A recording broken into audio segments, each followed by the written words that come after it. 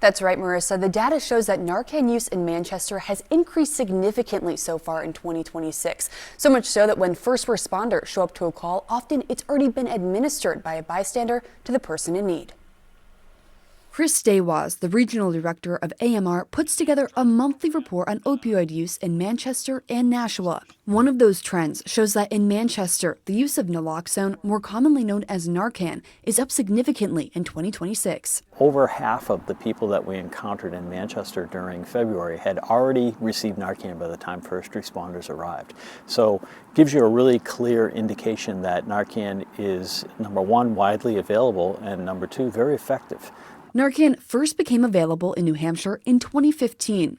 In the past decade, it's become more widely available. People can get it over the counter without a prescription or use the Doorway program that provides Narcan to people. So you can call 211 in New Hampshire anywhere, 24 hours a day, 7 days a week, and they will refer you to one of the 9 doorways throughout New Hampshire that are available to people. The New Hampshire Harm Reduction Coalition has a focused approach when it comes to its distribution efforts. We're trying our best to get as much naloxone out there into the hands of people who are actively using drugs. That's the most critical population that you want to focus some distribution efforts on. AMR has data from more than 12,000 overdoses. And when you look at the suspected opioid deaths data over the past decade in Manchester and Nashua, the numbers still fluctuate, but in recent years have trended significantly lower than what the number was at its highest. So we want people to stay alive so that they can find that magic moment to get into treatment when they're ready, and get them back to what they were previously before they got hooked on these crazy drugs.